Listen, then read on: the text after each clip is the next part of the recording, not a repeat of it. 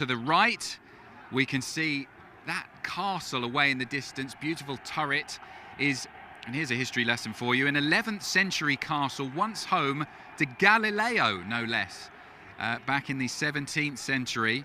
The flag's not really fluttering too much in the wind there at the moment, the Italian flag at the top of the turret, but I'm told by the players that they often use that to judge the wind direction during tournaments here, and that may prove useful for the players and caddies as the Ryder Cup continues, just to see which way the wind is blowing and how that will affect their shots. But at the moment you can see barely a breath of wind on that flag. And then as we come back down, you can see the huge crowds all around the grounds here at Marco Simone, the atmosphere buzzing from that 4-0 whitewash for the Europeans this morning. Unprecedented, a brilliant performance from all of their players, and the European fans are enjoying it so far. And beneath us is the par 3 13th, one of the most interesting holes on the course. The shortest par 3, just 150 yards. I'm going to come in shot here as we take a little bit of a wander across from the vista. These fans here enjoying some food and drink and the sunshine in what is an absolutely fabulous view, not just the skyline but the golf they get to see from here. And as we stroll down here, we saw the tee just now, but you'll be able to see the green for this par 3, and it really is the green that makes it so interesting, because it's a tricky par 3. As I said, just 150 yards for the players, but what makes it difficult is that two-tiered green. I don't know if you can see from Steve's camera, but there is quite a significant ridge in the middle of the green. At the moment, the flag is at the front, which is the slightly easier pin, but those back pins, which we may see on the final day in the singles, are very tricky. And we've got bunkers and rough in front and to the left as well, which will catch the players out. And just finally, the last little bit of history behind the green is that old Roman farmhouse dating way back to the Roman times. So history everywhere you look here at Marco Simone Golf and Country Club, and the view from here is absolutely spectacular.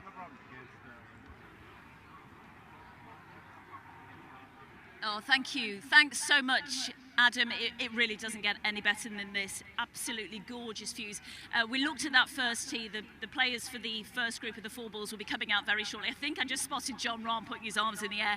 It was electric this morning. I was on the first tee from about 5:15 a.m. Nick Colsart's one of the vice captains. He came out, he got the crowd cheering, massive applause. Nick is doing a brilliant job. What was it like for you when you walked out and saw the amphitheatre on number 1? Incredible. It's really frightening, especially if you're one of the away team. I saw Scheffler and Burns, after they'd hit their tee shots walking up, they looked like they'd seen a ghost. I mean, it's really unsettling, the noise and simply the atmosphere on that small tee surrounded by so many people. You know, it's bad enough at a rugby game or a football game, but it's a massive pitch. That first tee is really quite small, and you know, it's really an all-pervading feeling. It is. I mean, you've played in 7, hitting the first tee shot. Is it difficult to put the ball on the tee peg? It is for some players. I was never too bad. Oh. But I was lucky. Did you always hit a good shot? No, rarely, but that's a different matter. 2 different questions. They were. But no, it's always been a nervy situation, the first tee. But you know, now that the crowd are involved so strongly there, it really gives the home players a big advantage on that first hole. Yeah, we've spoken for weeks, haven't we, about the crowd being the 13th player, and it is so key, isn't it? That's why Nick was on the first tee, trying to get everyone rallied behind the team. And my goodness, it's worked. 4-0 so far, but you can't rest on your laurels, can you? Back in 2021, the United States, in their first session, they led, Europe led 3-1. But the United States came back, so every point, every shot is so key. Yeah, Luke Donald will be drumming it into them over lunch this afternoon. You know, it means nothing, a 4-0 lead. We saw in the Solheim Cup last week, the lead can evaporate, and we got maybe slightly fortunate, tied up with some brilliant golf in the Solheim Cup to get a result. But no one will be resting on their laurels, as you say, and Luke will be drumming it into them. We have to press forward and win each session and get so far ahead they can't touch us. Yeah, so true. I was in Spain last week at Finca Cortesine, and there was some dejected faces after that first morning session. 4-0 to the United States of America, but Suzanne, whatever she said at lunchtime, well, I know what she said. Her and Laura Davies were on the first tee, and she just said to all of her team, don't do that again, and they didn't. Fought back in the afternoon session, got those important blue points on the board, and game on into Saturday. Things can switch so quickly in Ryder Cups, can't they? Yeah, absolutely, and yeah, you're right. Did I say we were leading 4-0 in the Solheim Cup? I think I got it The right. Americans were, don't worry. Yeah, no, it took us 2 days to get them back, and the Americans here will feel the same. They've got to just creep back and win each session, even if it's by a single point, and try and get back into this match. So it's up to us to move away from them, and Luke will be going for the kill, there's no question. Oh, he certainly will. He's focused, laser focused. Attention to detail has been absolutely meticulous. You followed Rory McIlroy and Tommy Fleetwood in that final group. Fleetwood Mac is the new duo. How did they play when you followed them for 9 holes? Well, the thing with those two is they are so talented that they can hit a few bad shots and still shoot 2, 3, 4 under on the front nine, even in foursomes. But it's just ridiculous how good some of these guys are now. They absolutely rip it. They're flying it 320 yards. And at that distance, fairways are very narrow. So the standard is incredible. And I thought we picked quite an attacking format with our pairings, and I thought the Americans looked relatively safe. I think they're saving their more unpredictable, more attacking players for the 4 balls, and that looks like, if that's what they were thinking, it might have been a mistake. Okay, we'll speak about the 4 balls in just a second, but let's take a look at some of the highlights from this morning's session. We started off with Jon Rahm and Tyrrell Hatton up against Scotty Scheffler and Sam Burns. And yet Rahm, I mean, literally in the zone, so focused. He's spoken over the last few months about what he wants to get out of this Ryder Cup. He's part of this team. Ryder Cup is in his veins, isn't it? Absolutely, it's incredible. And the fact that he rung Sergio to ask for advice and Poulter just shows he will stop at nothing to try and give us an edge. That was Tyrrell Hatton's second at the 5th hole. That was to take them to 2 up. The USA won the 6th hole. This was Rahm's tee shot at 7. Do we get a cheer for this?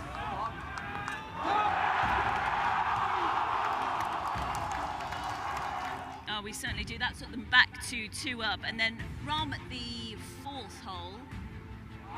Excuse me, the 10th this was. That was for a par for a half.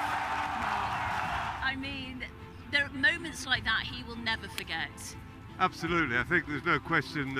Maybe the luck's gone our way a little bit this morning, but 4-0 is a big result, so that's not all luck. That's a lot of good golf. Well, Europe won the 11th. This was Rahm's second at the 12th hole to take them to 4 up, and then moving on to Rahm at 15. This for birdie. He had 2 putts to win. It was enough. And the first pairing, Luke Donald's first pairing, won 4 and 3, the first point on the board. How key is it to put that first point on the board? Well, it gives you a good feeling because you can sort of relax a little bit, and you know your team's into it, and you know you're not going to get slaughtered in the morning session straight away. So yeah, it's comforting, but everyone knows how far there is to go. No one's sitting back and saying, yeah, that was nice, we've got a point, we can ease off. Hatton and Jon Rahm, do you expect to see that partnership again? They played together in 2021. It's worked today. Foursomes again tomorrow, do you think? It's difficult to know. It's a very balanced team. They all play together these days. Back 20 years ago, some guys played in the States, some in Europe, and you tended to be a little more picky with who you played with, especially some of the better players in those days. Now I think guys will play with whoever they're told to play with. It looks a very flexible team to me. They all play together on the same group of tournaments, the main tour in the States and selection of the best tournaments in Europe. So they all know each other way better than maybe a long time ago. Do you not feel that's changing? The Americans are looking at the European team they have been doing over the last few years and thinking we need to really come together. And I mean, they did do it Whistling Straits 2 years ago. It was 19-9. It was a pretty convincing win. But just really quickly, actually, because we've got to move on to the next highlights. Rahm and Hatton, I remember seeing them on the 18th green at Wentworth at the BMW PGA Championship. And there was just such friendship between them. It's grown so much over the years. Yeah, I mean, actually, they're very similar guys. They both got quite a temper. but a good sense of humour, and you know, they can both fly off the handle in an instant, but they'll get it back under control in an instant. So they know exactly how each other feels, because they're very, very similar, and that sometimes works very well. Yeah, you were captain in 1999. We've spoken about form. Zach Johnson's pretty, you know, analytical, very analytical, as is Luke Donald, looking at all the stats, but also recent form, but friendships and chemistry are vital. Is that what you were looking at back in '99? You're always looking at that, statistics and chemistry, but you know, I'd say, you know, to the players, is there anyone you particularly want to play with?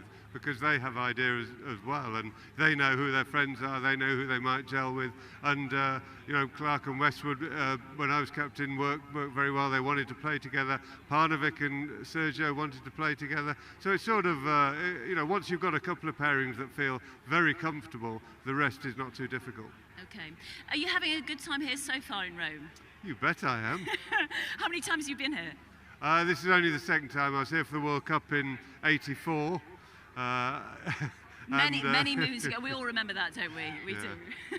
Great stuff. It's brilliant, and what a morning session. Adam, you're out and about, and I believe you're with some Americans. Over to you. Thanks, Di. Well, I'm with the lovely Caitlin and Brian. Caitlin from Pittsburgh, but now lives in Florida. Brian's from the northeast of England. Day one of the Ryder Cup. The atmosphere's been brilliant, but Brian's on the winning side by quite some distance so far. So I'll come to you first. What did you make of what you saw? Oh, fantastic start. I think it's a lovely course, and I think the weather makes it for all the fans that are here today. Organisation's been great, but I think the big difference typically with the European team is that we play as a team, and sometimes the Americans, they've got very good individual players, but they don't quite gel as a team, and I think sometimes that lets them down a bit. Is that what you've seen so far from Caitlin? Because that's the thing, when we saw the pairings, they were strong pairings on both sides, but the Americans didn't seem to be able to bring their best golf. It's a bit of a slow start, but I'm not worried. I think that we have the guys that come from behind and make a real go at it. And what have you made of, I'll ask both of you this, the atmosphere that we've seen at the Ryder Cup so far? I mean, the view we've got down here at the Vista is absolutely fabulous. The first tee earlier on this morning was complete and utter bedlam. There were so many people there, packed inside the grandstand. Everywhere you look, you've got great golf, but also a great atmosphere. Oh, absolutely. I think it's one of those memorable occasions. I recommend it to anybody. If they can't get down, get to one of the future events. It's fantastic. Is this the first time you've both been to a Ryder Cup? You ever been before? Yes, no, this is my first time, and I think probably the first of many. It's been amazing thus far. And what's it like as an American coming over to Europe to go to a Ryder Cup in Europe? I know you haven't been to one in the States, but I can imagine that the atmosphere is very different there as an American fan compared to an American fan over here in Europe. But it seems like, obviously, there's a little bit of a joshing between the two, but it is cordial, and it's made for a brilliant atmosphere so far.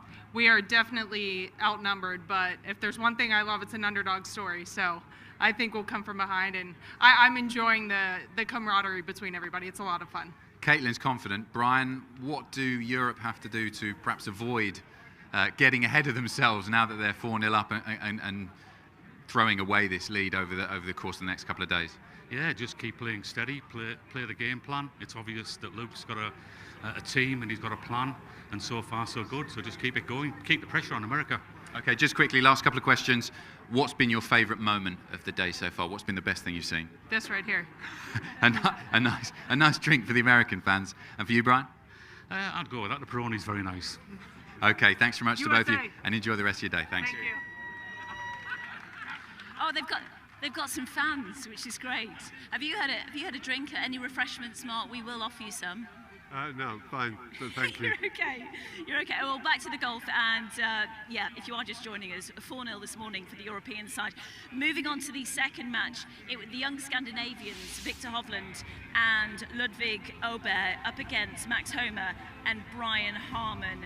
And the Scandinavians, they were fearless, and Hovland, he chipped in at the first hole. We've seen him win the FedEx Cup, win the Tour Championship, the BMW Championship. He's just on fire, and his form continues. Yeah, it was an incredible start. The chip in, it was not that easy a chip either. It's from 30-odd yards, and then he held from about 12 feet to the second. And it was just a dream start, and that will have settled Aberg down as well. So, you know, he'll be in great shape. Well, this is Aberg, birdie at 9 to go. 3-up, rattles it in. Quite a bit of pace on that, Mark. Yeah, he's a guy who feels comfortable at the moment. He's been phenomenal. Well, he's won everything on the university stage, and he turned pro in June. Hasn't even played in a major championship, and he was picked by Luke Donald, and rightly so. There's a chip in for Hovland on 50, and a victory 4-3 for the second pairing of the foursomes this morning. A dominant pairing. A lot of people were saying, I was listening to Paul McGinley yesterday, he said it might be a little bit risky putting Aberg out first. He's never been in this environment, but then, you know, you get the likes of Zach Johnson saying it doesn't really matter if you're a rookie in a Ryder Cup. There is kind of no fear because you don't really know what to expect. No, I think you're right. My first Ryder Cup match, a couple of months after the duel in the sun in '77 when Nicklaus and Watson fought it out, my first Ryder Cup match was the first morning myself and Tommy Horton played Nicklaus and Watson. And, you know, that was a baptism of fire. The problem wasn't... Not daunting at all. Yeah, the problem wasn't that Tommy wasn't very good. The problem was that I was worse than Tommy. Oh, what do you do if you're not playing well in a Ryder Cup? You can't really hide, can you? No, you just hope the match is over with and you can get to the range pretty quick. Oh, and try and fix things. If you're trying to find something during a Ryder Cup, it's you're in trouble, aren't you? Can you tell us you played in 7, your favourite Ryder Cup that you were part of? I'm sure it was a winning one. Yeah, I would say 95. We won in America and we were pretty much written off going. We had it didn't look that strong a team. We had quite a lot of rookies and Seve wasn't playing great. And it just didn't look good for us. And the last day we were too steady for 2 days, a couple of points behind, and somehow we won the singles and suddenly we'd won it. And it took everyone by surprise. Well, that's what we love, isn't it? We love a comeback story. I'm thinking of the miracle at Medina when we went into those singles and needed all those points. Moving on to the third match from the morning session and some of the great moments from Shane Lowry and Sepp Straka. They took on Ricky Fowler and Colin Morikawa. And Shane, he was gutted, wasn't he, in 2021? Wanting a little bit of redemption. This was his second at the third to take the European side one up. He read that one nicely. I think, again, there's an element of luck there. Don't tell Shane that. This was his tee shot at the fourth hole, Mark. Just a beautiful swing from the Open champion from 2019. Oh, yeah. He's loving it. They're just loving every second. He's such a lovely swinger. It's so natural. It's absolutely brilliant. This was Straka's second at the 8th hole. The US won the 5th. Europe won the 4th. This was to set up taking the European side 3-up. And 8 and 9, that turn is so important to keep that momentum going. Yeah, they're two good holes. 8's a really strong par 4 and 9's a reachable par 5, but not that easy. So, yeah, it's absolutely right. Those are two holes that can affect the outcome of the match very, very much. And the match ending on the 17th hole, it was 2-1. Sepp Straka, the winner of the John Deere Classic on the PGA Tour this season. He's just burst onto the scene over the past couple of years, been on fine form, and partnering with Shane Lowry, will we see it again? That's what's also so brilliant, trying to predict all these matches and who's going to play with who. We almost took a sigh of relief when we actually found out yesterday who was going to play with who in the foursomes. How long did it take you to decide who was going to be in the pairings in 1999? Well, you sit down with your vice captains and have a chat, and you've got some ideas before, and they ask people to come to you with ideas. So it's not that tough the first morning. Problems arise when guys might start playing badly, or with the second day they might get tired, or something happens between the two players. They can fall out occasionally. Didn't happen when I was captain, but I've seen it happen. And you know, sometimes players refuse to play. I was talking to a former captain yesterday who said 2 of his very best players refused to go out on the Saturday afternoon in one Ryder Cup. So you know, you have stuff like that crops up, and then you've got the singles order, which can be quite difficult as well, with everyone wants to be in a certain position. So, you know, the fast players don't want to go out last. They don't want to be held up, but you might want them to go out last, so they're in a better position. So which captain were you speaking to and who didn't want to play on the Saturday? Well, that's going to have to remain a secret. That would be a breach of trust. Nobody's listening, are we? Oh, no, you're right though. It's about pacing everybody, but also not kind of sticking somebody out in the singles and they've not had any experience for the Friday, Saturday. That's a really difficult task if you've not played and they're just playing in one match. Well, that's happened, but I mean, there's been guys in the past who have played no matches. I know John Garner made the Ryder Cup team, wasn't given a game when the singles, not everyone played. And I know Gordon Gillibrand was told, well, on the plane out, that he wasn't playing until the singles. So, you know, it happens that a captain has a very set idea of what they're doing, rightly or wrongly, and sometimes it works out differently and sometimes it doesn't. Okay, let's have a look at the final match and one that we've been looking forward to seeing. Rory McIlroy and Tommy Fleetwood taking on Xander Schauffele and Patrick Cantlay. Cantlay and Schauffele, they were undefeated in 2021. They won both of their matches. This was Fleetwood, his tee shot at the fourth. Setting up birdie, that was to take them to 1-up. Europe won the 8th hole. The United States won the 9th. So Fleetwood's second at the 11th. To help get the Europeans to 2-up over the Americans. What kind of skill is this? Oh, so close. Well, a lot of skill there. The United States won the 14th. This is Fleetwood, putt for par at 15. I was walking around the course and I heard the roars. They were, yeah, hurt my eardrums, but in a good way. And Rory, his tee shot at 7. This place here at the Vista erupted. That is world class, Mark. That was an unbelievable shot on 17. That's not an easy hole, it's a small target. And the putt Tommy holed a couple of holes previously for a par, the Americans then missed from about 6 or 7 feet. So that was a big turnaround. You know, these things went our way, and you know, they'll go back the other way sooner or later. You know, there's so much talent on offer. Those 4 players are unbelievably good. They're, in my opinion, tee to green, those 4 probably in the top 6 or 7 in the world. I mean, they are so good. Cantlay and Schauffele, they're just wonderful swingers. The ball comes off the club like a tracer bullet. And of course, we know McIlroy and Fleetwood, they're just sensational. So we know about them. But yeah, I mean, again, don't rest on your laurels, because the likes of Scotty Scheffler, the world #1, will not be happy with that result. Patrick Cantlay won't either. I mean, he's got a great record in 21. I think it was 3-0-1. I mean, they're just great pedigree, aren't they? This afternoon, let's look ahead to the 4 balls and tell you who is playing with who. Just been announced, and the first tee off is very shortly, isn't it? What time is it now?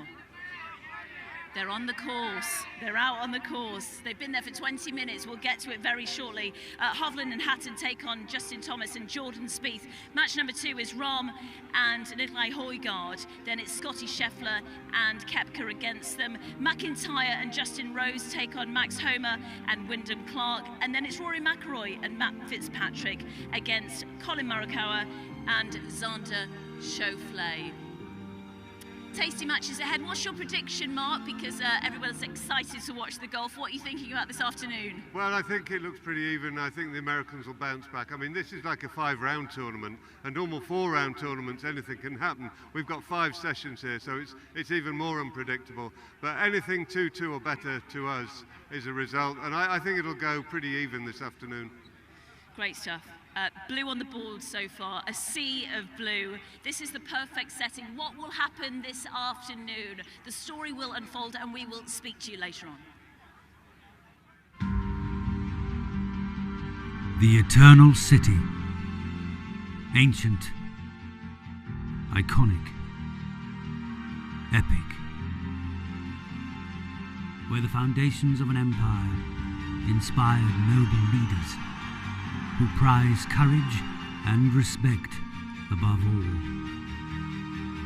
Great theatres have heralded the bravery of men, triumph and tragedy celebrated on this enduring stage. Before the arches of victory, legions of warriors have fought for honour. Brothers united as one. From these historic ruins, heroes will rise through acts of defiance, confronting their destiny. For Allied rivals, all roads lead to Rome and eternal glory.